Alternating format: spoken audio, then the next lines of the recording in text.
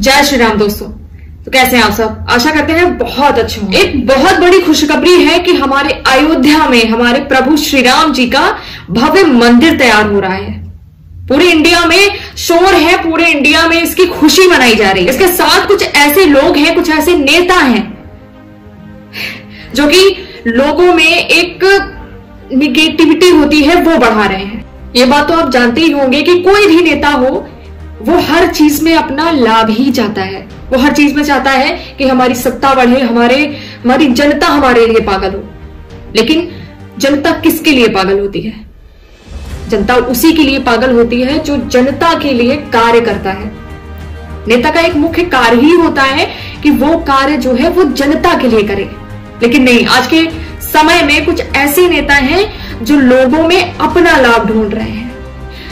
अयोध्या में हमारे प्रभु श्री राम जी का मंदिर बन रहा है। लोग उत्साह में त्योहार मना रहे हैं, लोग मिठाइयां बांट रहे हैं, लोग पटाखे फोड़ रहे हैं, लोग खुशियां मना रहे हैं। लेकिन इनके जोश को देखकर, इनकी खुशियों को देखकर कुछ नेता इस भय में डूबे जा रहे हैं, इस तरह से गिरे जा रहे हैं कि अब किसी नेता को नहीं बोल पा रहे हैं तो हमारे प्रभु श्री राम पर लांछन लगा रहे हैं। हमारे प्रभु श्री राम जी के बारे में कुछ भी उल्टा सीधा बके जा रहे हैं।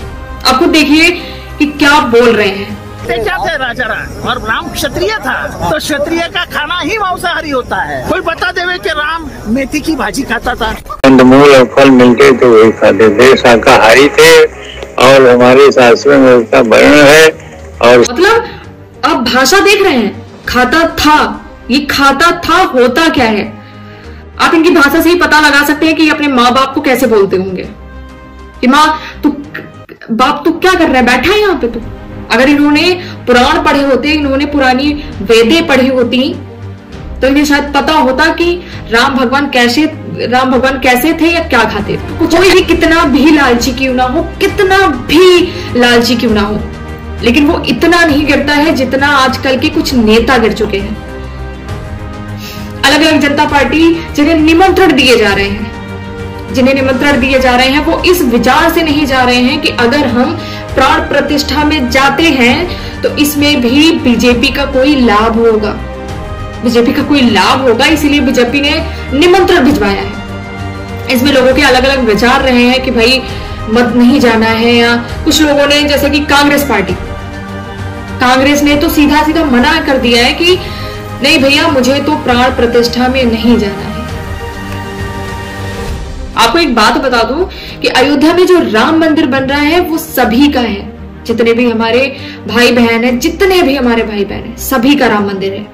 इसमें कोई जनता, कोई पार्टी, कोई हिस्सा, कोई बंटवारा ये नहीं है।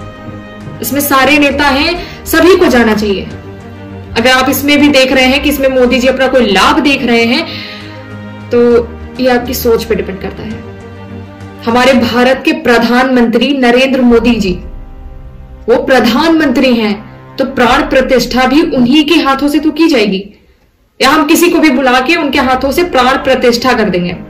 या आप चाह रहे हैं कि हम आपको बुलाएं कि आप प्राण प्रतिष्ठा करवाएं? प्रभु श्री राम जो हमारे पूर्वज कहे जाते हैं, हमारे पिता कहे जाते हैं, उन्हें देखने के लिए या उनके प्राण प्रतिष्ठा के लिए आपको किसी चीज की जरूरत पड़ रही है तो ये आपकी राजनीति है। और ये राजनीति कैसी है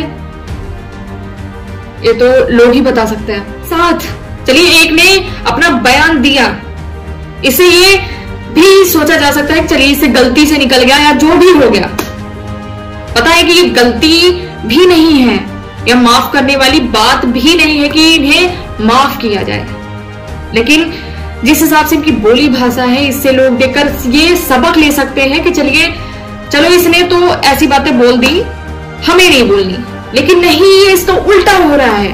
अलग अलग कुछ नेता और चीजें बोल रहे हैं जिसे लोग बढ़ावा दे रहे हैं। अभी तो आप बोल रहे हैं, लेकिन मर के भी आपको उन्हीं के पास जाना है।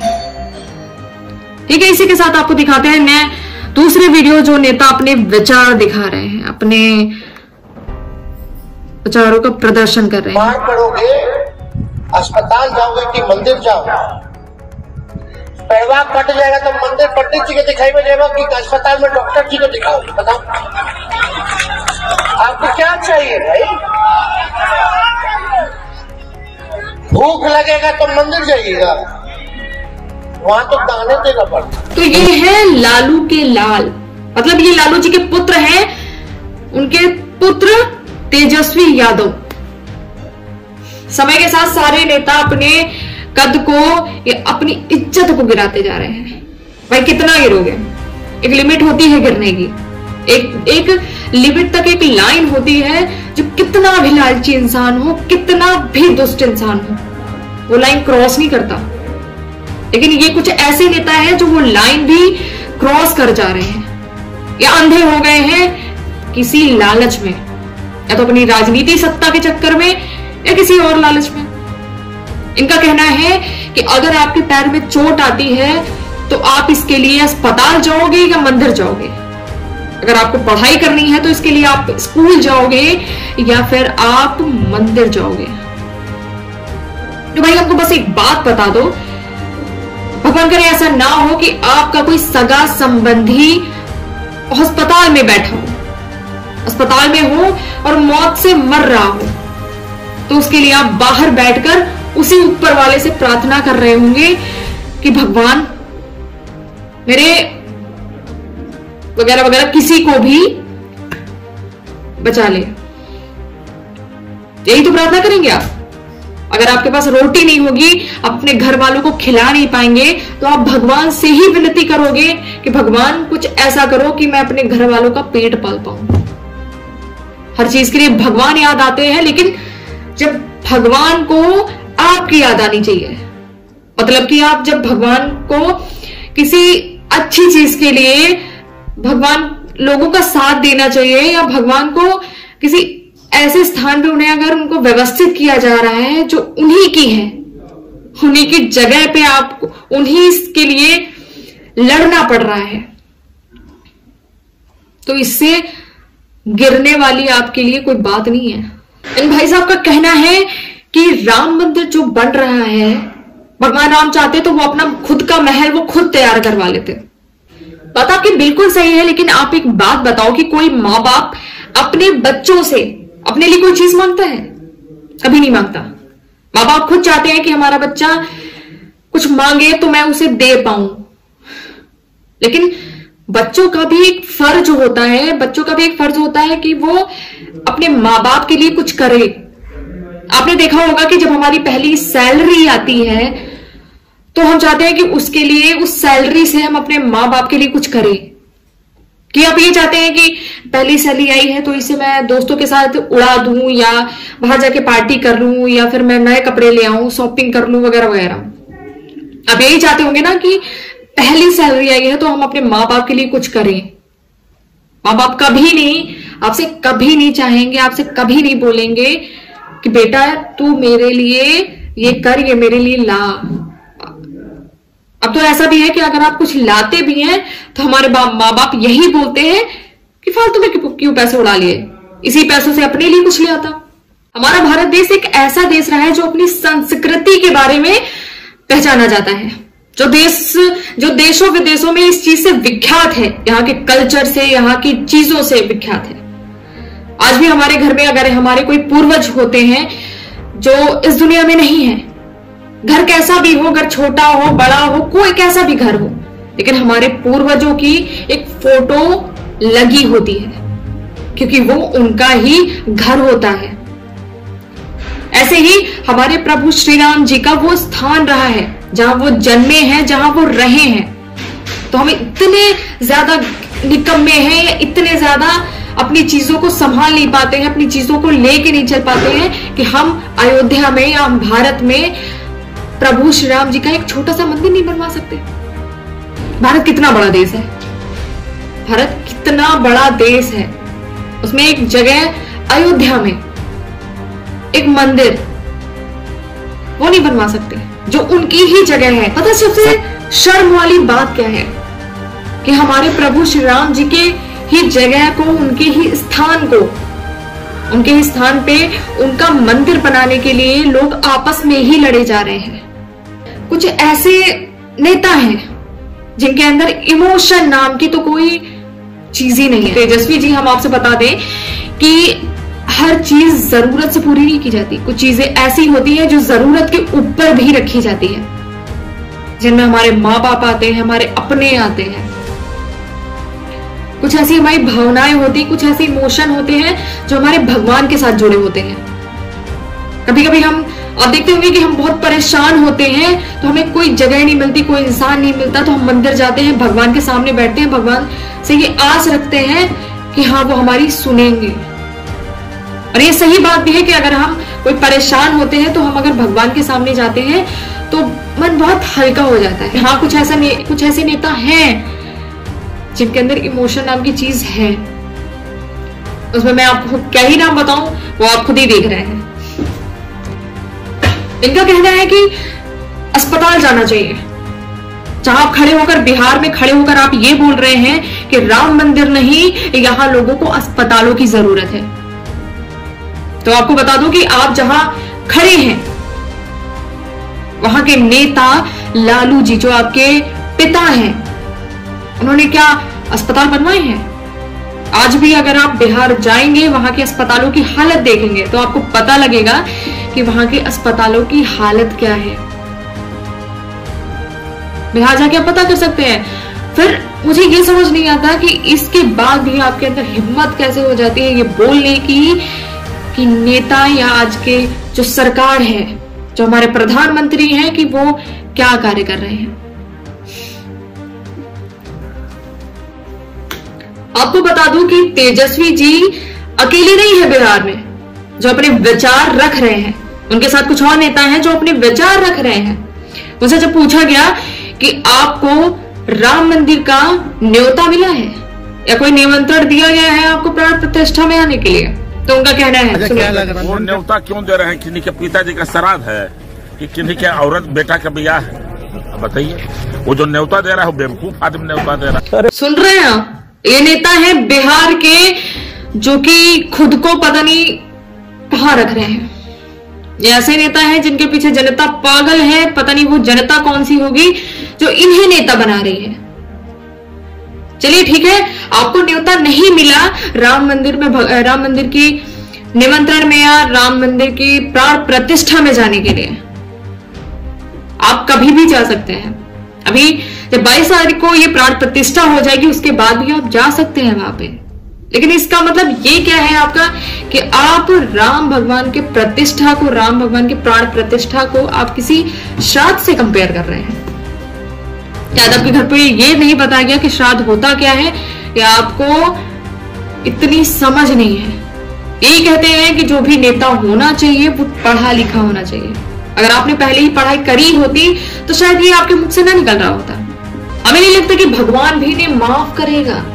पता नहीं जनता कैसे माफ कर दे रही है, जहां छोटी छोटी चीजों को लेकर, इतनी इतनी बातों को लेकर जनता बातें पकड़ती है। लेकिन यहाँ पे कोई नेता भगवान जी के, राम भगवान जी के बारे में या उनके प्राण प्रतिष्ठा के बारे में उन्हें श्राद्ध से कंपेयर कर रही है। हमें समझ नहीं आता कि ये देश में हो क्या रहा है।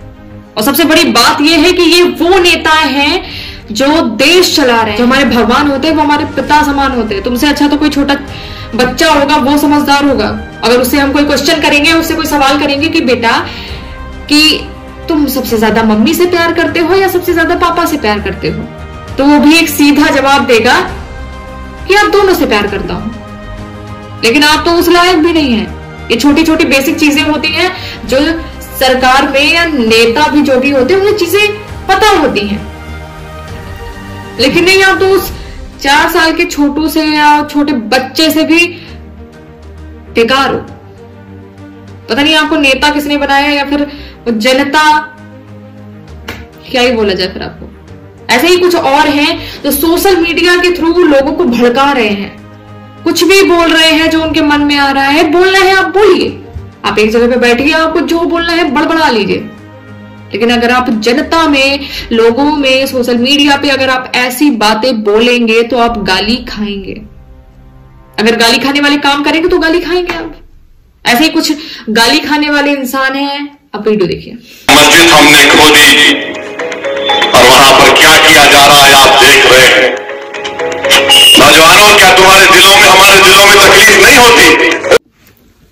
ये हमारे ओवैसी बाबू हैं जो किसी कार्यक्रम में मुस्लिम जनता को ही भड़काए जा रहे हैं कि आपको दुख नहीं हो रहा है, अयोध्या में जो राम मंदिर बन रहा है या अयोध्या में जो हो रहा है उससे आपके दिल को ठेस नहीं पहुंच रही है। सन 2020 तक सुप्रीम कोर्ट से जब तक ये फैसला नहीं आ रहा था कि राम मंदिर बनेगा, तब तो आप बस यही बोले जा रहे थे कि भाई सुप्रीम कोर्ट से जो भी फैसला आएगा, जो भी फैसला होगा वो हम बिना कुछ बोले स्वीकार करेंगे।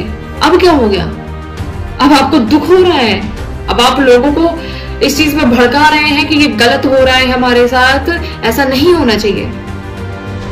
इसी को दोगलेपंथी कहते हैं भैया, इसी को दोगलीपंथी कहते हैं ओवैसी जी। इसके बाद ये कहोगे कि भाई मोदी जी के आने के बाद इंटॉलरेंस बढ़ रही है। इंटॉलरेंस बढ़ रही है, क्यों बढ़ रही है वो तो भैया आपको ही पता होगा। इंटॉलरेंस बढ़ रही है, इतनी ज्यादा बढ़ रही है कि बीजेपी की नेता रूबी आसिफ खान, उन्होंने राम भगवान की पूजा की, तो इसी के साथ उन्होंने राम भगवान की पूजा की तो उनके घर में धमकियां आ रही हैं कि कितना ज्यादा तुम्हें राम भगवान का भूत चढ़ा है कि तुम राम भगवान की पूजा कर रही हो। राम भगवान की प्राण प्रतिष्ठा में उपस्थित हो या राम भगवान की पूजा करें, उससे आपको किस चीज की दिक्कत हो रही है? आपका खून क्यों सूख रहा है?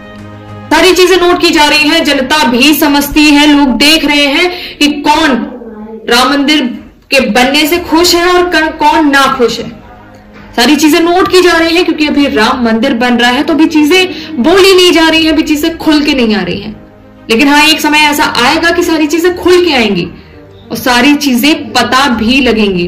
पता तो अभी से ही लग रही है कि कौन खुश है कौन ना खुश है। जिन लोगों से भाई एक ही गुजारिश कर सकते हैं हम कि अगर आपको दिक्कत हो रही है, राम मंदिर के बनने से आपको किसी तरह की कोई परेशानी हो रही है, तो आप अपने घर में घुस के बैठिए, कहीं भी जाकर बैठिए, लेकिन पर जनता के बीच में मत आइए, लोगों के बीच में मत आइए। सोशल मीडिया पे किसी भी तरह की फालतू की बकवास मत करिए, क्योंकि आप बकवास करेंगे, कुछ भी बोलेंगे, इससे हम लोग नहीं बैठने वाले साथ। गाली का खाने वाले काम करेंगे तो गाली सुनेंगे आप, तो इससे अच्छा आप घर बैठिए, क्योंकि हम अपना खून नहीं खोलवाना चाह रहे। मेन बात यह है कि आप खुश है ना खुश है, मुझसे कोई मतलब नहीं। मुझसे मतलब है कि अगर आप सोशल मीडिया पे फालतू की बकवास करेंगे तो गाली खाएंगे।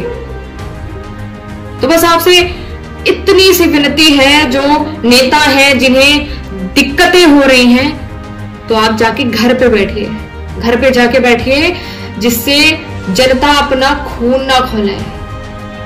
फालतू में आप अपना टाइम वो आप पर वेस्ट ना करें, जो भी खुशियां हैं वो मनाएं। बाकी आपको तो पता ही है नेताओं के बारे में, बताने की कोई जरूरत ही नहीं है।